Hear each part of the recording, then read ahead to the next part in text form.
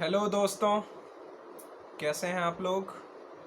मैं आशा करता हूँ आप सब लोग अच्छे होंगे, खुश होंगे और कहीं ना कहीं कड़ी मेहनत कर रहे होंगे अपने इस इम्तिहान और परीक्षा के लिए। तो दोस्तों मैं आज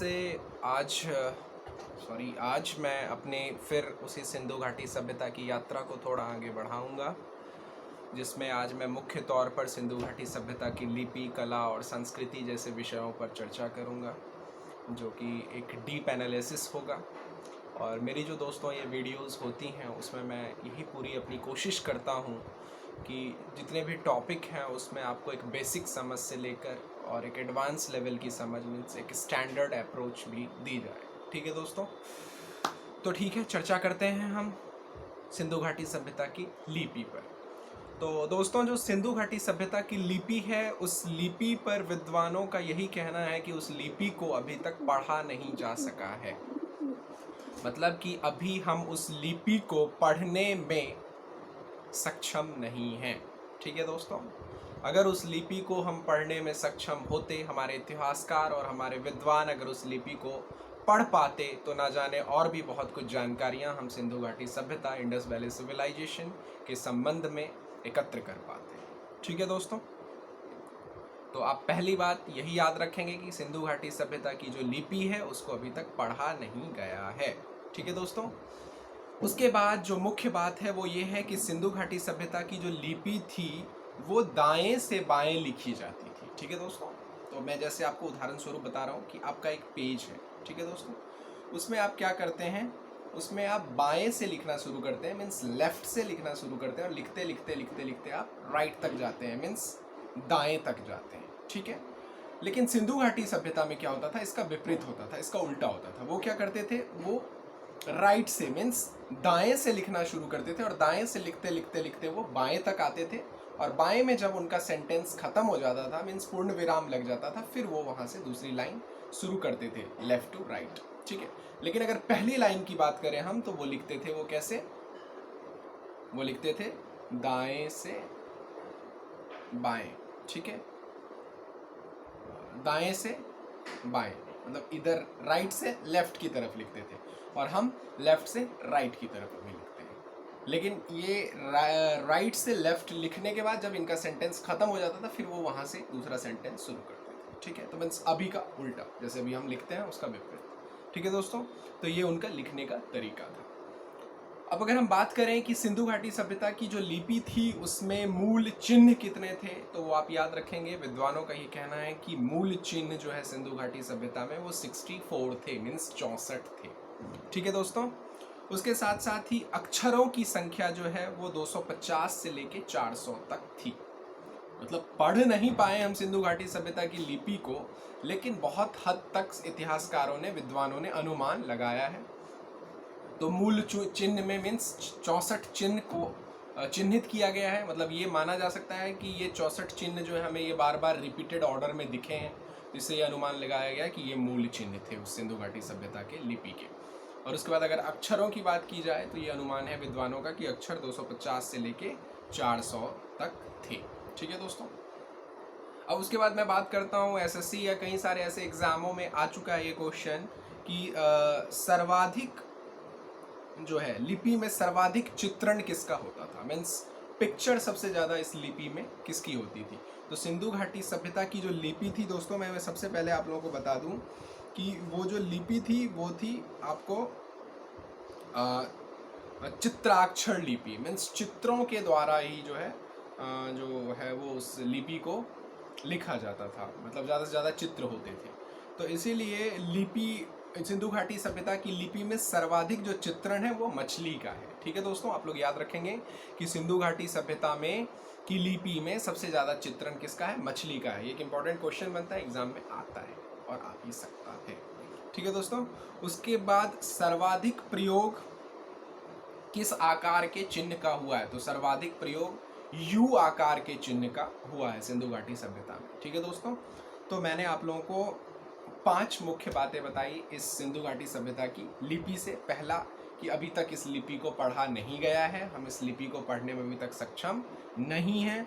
उसके बाद मैंने आपको बताया कि सिंधु घाटी सभ्यता की जो लिपि थी वो दाएं से बाएं लिखी जाती थी। मतलब आप इससे ये समझें कि राइट टू लेफ्ट लिखी जाती थी और हम लिखते हैं लेफ्ट टू राइट हिंदी में। जो हिंदी हमारी देवनागरी हमारी जो है वो लिपि है, उसमें हम हिंदी को लिखते हैं।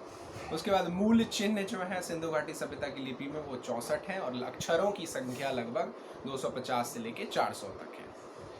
लिपि में जो सिंधु घाटी सभ्यता की लिपि है उसमें सर्वाधिक जो चित्रण है वो मछली का है, ये बात मैंने आप लोगों को बताई। और उसके बाद सर्वाधिक प्रयोग में आने वाला जो अक्षर है सिंधु घाटी सभ्यता में चिन्ह है वो यू शेप का है, यू, जैसे हम इंग्लिश में यू लिखते हैं, यू फॉर अम्ब्रेला। ठीक है दोस्तों, तो ये मुख्य बातें थी। उसके बाद विद्वानों ने सिंधु घाटी सभ्यता की लिपि को ब्रुस्टोफेदन कहा है।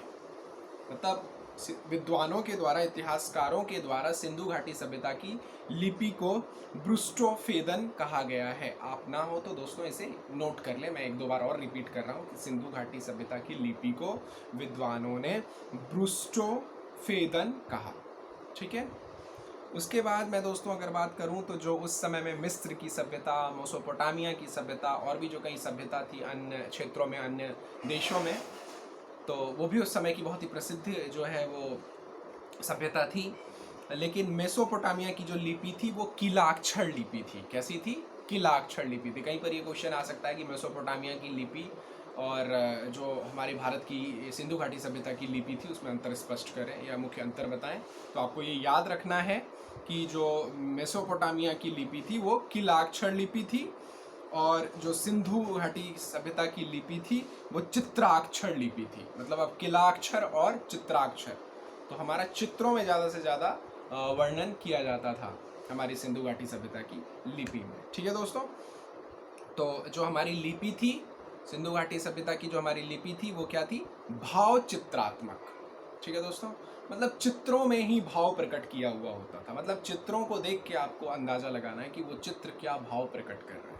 ठीक है दोस्तों, उसके बाद इस भाव चित्रात्मक को आप पिक्टोग्राफ भी कह सकते हैं। ठीक है दोस्तों, जिस तरीके से कि हिंदी में हमारी जो लिपि होती है वो देवनागरी होती है, अंग्रेजी में रोमन लिपि होती है, तो उसी तरीके से जो ये लिपि थी वो क्या थी? भाव चित्रात्मक थी और पिक्टोग्राफ भी आप इसे कह सकते हैं। तो ये लिपि से संबंधित जानकारी सिंधु घाटी सभ्यता से। उसके बाद सिंधु घाटी सभ्यता की कला एवं संस्कृति की हम बात करते हैं। तो सिंधु घाटी सभ्यता में अगर हम कलाकृति की बात करें, कला और संस्कृति की बात करें, तो कला में सर्वोत्तम कलाकृतियाँ जो थी सिंधु घाटी सभ्यता की वो मोहरे थी, सील थी। ठीक है दोस्तों, उसके बाद सर्वाधिक मोहरे जो हैं सिंधु घाटी सभ्यता में वो सेलखड़ी, स्टेटाइट की बनी हुई होती। ठीक है, सेलखड़ी स्टेटाइट की बनी हुई होती थी सिंधु घाटी सभ्यता में, क्या? मोहरे। ठीक है दोस्तों, और सर्वाधिक जो हमें मोहरे मिली हैं सिंधु घाटी सभ्यता के स्थलों में, तो वह सबसे ज़्यादा जो है मोहनजोदाड़ो साइट, मतलब मोहनजोदाड़ो स्थल से हमें सबसे ज़्यादा मोहरे मिली हैं। ठीक है दोस्तों, उसके बाद सर्वाधिक चित्रण एक सिंग वाले बैल के हैं। मतलब सर्वाधिक चित्रण जितने भी हमें मिले हैं उसमें सबसे ज़्यादा चिन्हों में अगर हम बात करें तो उसमें हमें सिंग वाले एक सिंग काले बैल की है। ठीक है, मतलब उसका चित्र है। ठीक है दोस्तों, और याद रखना है आपको कि गाय घोड़ा शेर चित्रण में नहीं है। गाय घोड़ा शेर चित्रण में नहीं है। जब मैं एक साइट को बता रहा था तब भी मैंने आप लोगों को बताया था कि कभी भी आप गलती से एग्ज़ाम में ये आइडेंटिफाई ना करें कि जो हमें चित्र मिले उस चित्र में गाय थे या घोड़ा था या शेर था, नहीं। ठीक है, उसके बाद दोस्तों अगर मैं सिंधु घाटी सभ्यता की आर्थिक जीवन की बात करूं तो सिंधु घाटी के आर्थिक जीवन के बारे में संबंध में मैं आप लोगों को बताना चाहूँगा। तो जो इनका आर्थिक जीवन था सिंधु घाटी सभ्यता का वो कृषि पर आधारित था, पशुपालन, उद्योग धंधे व वाणिज्य व्यापार। ठीक है दोस्तों, तो ये इनका जो है वो आर्थिक जीवन था। कृषि हो गया, पशुपालन हो गया, उद्योग धंधे हो गए, व वाणिज्य व्यापार हो गया। ठीक है दोस्तों, लेकिन इनके अर्थव्यवस्था का, इनके जो इकोनॉमी का, अर्थव्यवस्था का मुख्य आधार था वो वाणिज्य व्यापार था। ठीक है दोस्तों, तो मैं सबसे पहले ये बता दूं कि गुड्स एक्सचेंज सिस्टम जो है, गुड्स एक्सचेंज सिस्टम जो है वो इनका एक जो है वे था व्यापार करने का। गुड्स एक्सचेंज सिस्टम का मतलब ये हुआ कि जो आपके पास अच्छी चीज़ है वो आप मुझे दे दो, जो मेरे पास अच्छी चीज़ है वो मैं आपको दे दूंगा। तो इनका जो व्यापार होता था वो आंतरिक भी होता था और विदेशी व्यापार भी होता था। ठीक है दोस्तों। तो और एक ज़रूरी बात कि मापने की जहाँ तक बात आए, तो जो एक यूनिट होता था इनका मापने के लिए वो 16 होता था, मतलब 16, 32, 64 ऐसे करके, मतलब 16 के गुणज में जो है इनका वो मापने का जो है वो तरीका होता था। ठीक है दोस्तों। और गुड्स एक्सचेंज सिस्टम होता था, मतलब कि उस समय में सिंधु घाटी सभ्यता के स्थलों में जो पाया जाता था या जो उनके पास होता था वो दूसरी कंट्री को देते थे और दूसरी कंट्री से वो जो उनके पास होता था वो उसे ये ले लिया करते थे। ठीक है दोस्तों। आपसे क्वेश्चन किया जा सकता है कि सिंधु घाटी सभ्यता जो है उसमें उसका सबसे ज़्यादा व्यापार किसके साथ होता था। ठीक है। तो मेसोपोटामिया में सर्वाधिक व्यापार होता था भारत का मेसोपोटामिया के साथ जो है वो ज़्यादा ट्रेड हुआ करता था उस समय में, उस कालक्रम में, सिंधु घाटी सभ्यता के समय में। ठीक है दोस्तों। लेकिन इराक के साथ भी इसका व्यापार होता था, मिस्र के साथ भी इसका व्यापार होता था, ईरान के साथ भी इसका व्यापार होता था और अफगानिस्तान के साथ भी इसका व्यापार होता था। मतलब आपको याद रखना है कि अगर विदेशों में अगर हम इसका व्यापार देखें, विदेशी व्यापार देखें, तो वो अफगानिस्तान के साथ था, इराक के साथ था, मिस्र के साथ था, अफगानिस्तान के साथ था। ठीक है। लेकिन जो मुख्यतः ज़्यादा व्यापार इनका होता था वो मेसोपोटामिया के साथ होता था। जो मेसोपोटामिया कुछ नहीं है, दो नदियों के बीच की एक जगह है जिसे कि हम अभी वर्तमान का इराक कह सकते हैं। जो वर्तमान का भी इराक है वही मेसोपोटामिया हो गया, वो दो नदियों के बीच का क्षेत्र हुआ करता था। तो उस मेसोपोटामिया के साथ जो है वो ज़्यादा से ज़्यादा भारत का व्यापार होता था। ठीक है। और जो ये सिंधु घाटी सभ्यता थी ये मुख्य तौर पर जो है निर्भर थी किस पर, कृषि पर। ठीक है दोस्तों। क्योंकि जो ये सिंधु घाटी सभ्यता थी बसी हुई थी नदियों के किनारे, और नदियों में से एक जलोढ़ मिट्टी आती है, जलोढ़ मिट्टी हम उसे कहते हैं, जो मिट्टी जल के द्वारा बहाकर लाई जाती है। तो वो जलोढ़ मिट्टी बहुत ही उपजाऊ होती है और उस जलोढ़ मिट्टी के उपजाऊ होने के फलस्वरूप जो है वो ज़्यादा से ज़्यादा खेती होती है, ज़्यादा से ज़्यादा एग्रीकल्चर होता है। तो इसलिए, और जैसे आपने हड़प्पा जैसी साइट को पढ़ा तो वहाँ पर आपने देखा कि कृषि में जो है सिंधु घाटी सभ्यता बहुत अच्छा कर रही थी। अपने यूज़ के बाद भी इनके पास बहुत कुछ एक्स्ट्रा बच जाता था, जो कि जिसको ये आप अगले वर्ष काम में ला सकते हैं या उसको आप वो ट्रेड के तौर पर बेच सकते हैं, चाहे आप आंतरिक में या विदेशों में। ठीक है दोस्तों। तो ये था। उसके बाद मुख्य रूप से जो सिंधु घाटी सभ्यता के लोग थे वो उगाते थे आपको फसलें, 8-9 प्रकार की फसलें उगाते थे। उसमें आप गेहूँ, जौ, चावल, कपास, उसके बाद मटर, तरबूज, खरबूज, राई और चना। फिर से मैं रिपीट कर रहा हूँ। तो गेहूँ, जौ, चावल, कपास, मटर, तरबूज, खरबूज, राई और चना, ये फसलें सिंधु घाटी सभ्यता के लोग जो है वो उगाया करते थे।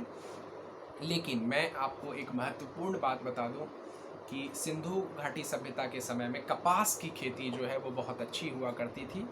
मतलब आप ये अंदाज़ा लगा लें कि सिंधु घाटी सभ्यता ने ही, इंडस वैली सिविलाइजेशन ने ही सबसे पहले कपास की खेती की। एक बहुत ही महत्वपूर्ण बात अपने माइंड में आप सेट कर लें या कहीं पर इसको स्टार मार्क करके लिख लें कि कपास की खेती सबसे पहले सिंधु घाटी सभ्यता ने ही शुरू की। और इसकी बहुत ज़्यादा मांग भी थी अन्य देशों में, जो कि यूनानी लोग जो है इसको बहुत ज़्यादा जो है उनके लिए इसकी बहुत ज़्यादा मांग थी, और यूनानी ने इन्हें सिंडोन भी कहा। मतलब आपको ये क्वेश्चन में आ सकता है कि कपास को सिंडोन नाम से कौन पुकारते थे, तो कपास को सिंडोन नाम से यूनानी पुकारते थे। ठीक है। और जितने भी आपने फसलें सुनी सिंधु घाटी सभ्यता में उगाई जाती थी उसमें सबसे ज़्यादा जो है वो चावल की खेती हुआ करती थी। ठीक है दोस्तों। उसके बाद मैं ये थोड़ा सा डिस्कस करना चाहूँगा कि विदेशों से जो है वो सिंधु घाटी सभ्यता का कैसा व्यापार होता था। तो सोना जो है वो आयात करती थी सिंधु घाटी सभ्यता, तो वो ईरान, अफ़गानिस्तान और अभी के वर्तमान कर्नाटक से। ठीक है दोस्तों। हमारा जो दक्षिण भारत है, साउथ इंडिया है, वो एक बहुत बड़ा जो है हब माना जाता है जहाँ से कि सोने की जो उत्पत्ति है वो ज़्यादा होती है। उसके बाद चांदी भी इराक, अफ़गानिस्तान से मंगाया जाता था, निर्यात किया जाता था, आयात किया जाता था। तो उसके बाद जो टिन लिया जाता था, वो भी ईरान और अफ़गानिस्तान से लिया जाता था। और तांबा जो है वो खेतड़ी राजस्थान में ये है, वहाँ से मंगाया जाता था। और बलूचिस्तान जो अभी वर्तमान पाकिस्तान में है, वहाँ से भी तांबा मंगाया जाता था। ठीक है। उसके बाद लाजबर्ड वदस्या अफ़गानिस्तान से मंगाया जाता था। वदक्सा हो गया अफ़गानिस्तान में। लोकेशन वाइज अगर हम देखें तो यहाँ से लाजबर्ड मंगाया जाता था, जो कि आर्ट वर्क और डेकोरेटिंग जो है वो बिल्डिंग्स वगैरह को बनाने में, मतलब उन सारे कामों में इसको यूज़ में लाया जाता था। और शिलाजीत जो है ये एक औषधि थी, जो ताकतवर्धक दवाई थी, इसे हिमालय से मंगाया जाता था। और उसके बाद अगर हम बात करें गोमेद, जिससे कि मन का बनाया जाता है, उसको गुजरात से मंगाया जाता था। ठीक है दोस्तों, तो मैंने सोना, चांदी और टिन आपको बताया इराक और अफ़गानिस्तान से, लेकिन सोना इराक अफ़गानिस्तान के अलावा कर्नाटक से भी मंगाया जाता था। तांबा खेतड़ी राजस्थान और बलूचिस्तान वर्तमान पाकिस्तान से मंगाया जाता था। और लाजबर्ड वदस्या अफ़गानिस्तान से मंगाया जाता था। वदक्सा, मैं इसको बार बार वदस्या पढ़ रहा हूँ। वदक्सा अफ़गानिस्तान से मंगाया जाता था।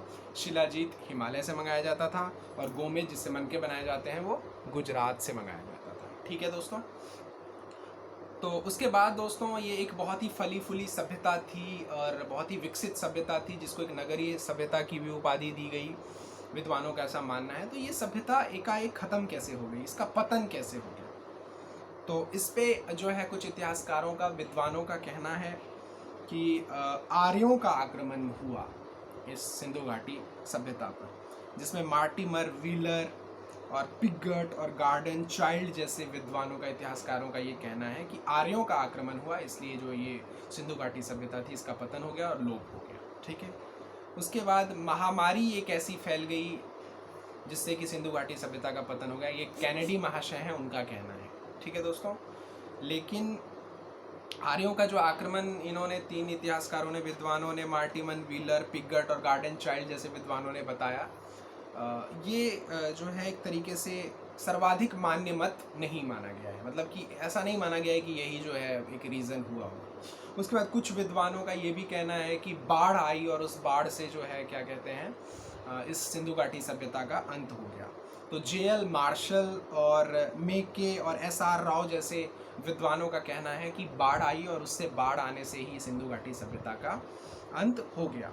जिसमें कि जे.एल. मार्शल ने कहा है कि सिंधु घाटी सभ्यता में मोहनजोदाड़ो में, सिंधु घाटी की सभ्यता के मोहनजोदाड़ो साइट पे 7 बार बाढ़ आई। ये जे.एल. मार्शल जी का कहना है।